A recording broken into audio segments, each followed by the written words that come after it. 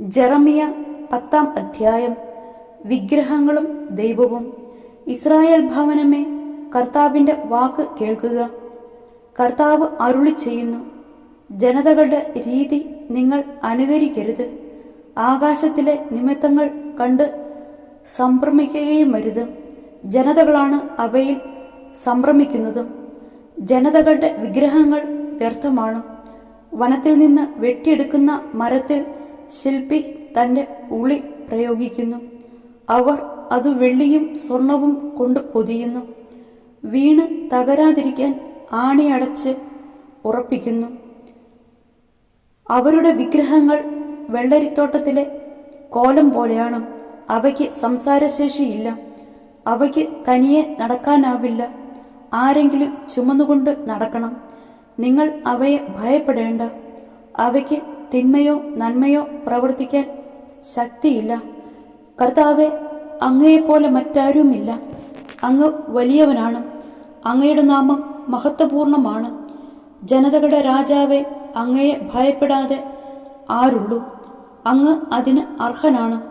ജനതകളുടെ സകല ജ്ഞാനികളുടെ ഇടയിലും അവരുടെ സകല രാജ്യങ്ങളിലും അങ്ങയെപ്പോലെ മറ്റാരുമില്ല.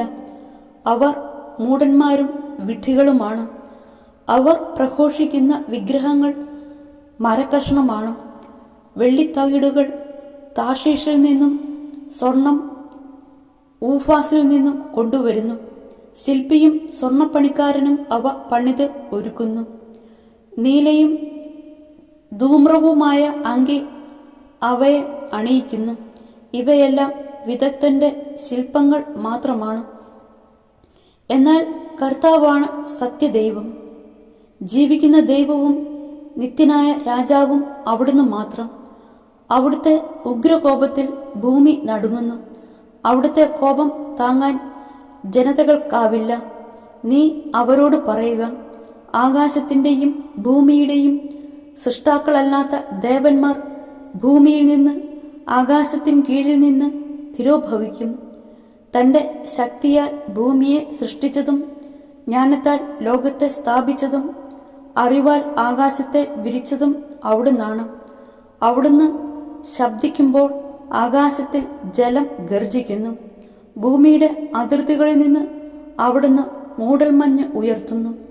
മഴ പെയ്യിക്കാൻ മിന്നൽ പിണരുകൾ നിർമ്മിക്കുന്നു. അറപ്പുര തുറന്നു കാറ്റിനെ അയക്കുന്നു. എല്ലാ മനുഷ്യരും അറിവില്ലാത്ത ഭോഷന്മാരാണ്. സ്വർണപ്പണിക്കാരൻ താൻ നിർമ്മിച്ച വിഗ്രഹങ്ങൾ നിമിത്തം ലജ്ജിതനാകുന്നു. അവന്റെ പ്രതിമകൾ വ്യാജമാണ്. ജീവശ്വാസം അവയിലില്ല. അവ വിലകിട്ടതും അർത്ഥശൂന്യവുമത്രേ.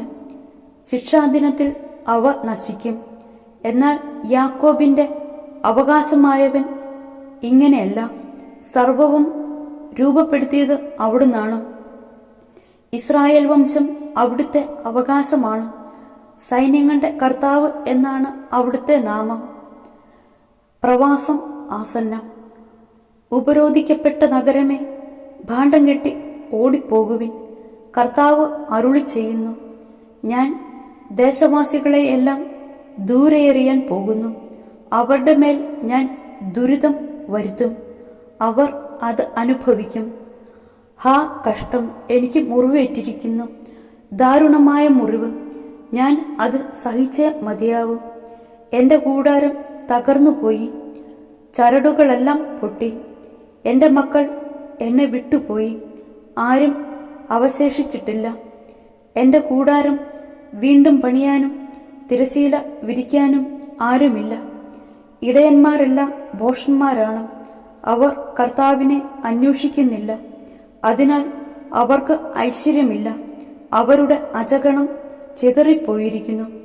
ഇതാ ഒരു ആരവം, അത് അടുത്തുവരുന്നു. വടക്കുനിന്ന് വലിയ ഇരമ്പൽ യൂദാ പട്ടണങ്ങളെ അത് വിജനമാക്കി കുറുക്കന്റെ താവളമാക്കും. കർത്താവെ, മനുഷ്യന്റെ മാർഗങ്ങൾ അവന്റെ നിയന്ത്രണത്തിലല്ലെന്നും നടക്കുന്നവന് തന്റെ ചുവടുകൾ സ്വാധീനമല്ലെന്നും എനിക്കറിയാം. കർത്താവെ, നീതിപൂർവം എന്നെ തിരുത്തേണമേ. എന്നാൽ കോപത്തോടെ അരുത്, അല്ലെങ്കിൽ ഞാൻ ഇല്ലാതായി പോകും. അങ്ങയെ അറിയാത്ത ജനതകളുടെ മേലും അങ്ങയുടെ നാമം വിളിച്ചപേക്ഷിക്കാത്ത ജനപദങ്ങളുടെ മേലും അവിടുത്തെ കോപം ചൊരിയുക. അവർ യാക്കോബിനെ വിഴുങ്ങിയിരിക്കുന്നു, അവനെ നിശേഷം നശിപ്പിച്ചിരിക്കുന്നു. അവന്റെ ഭവനം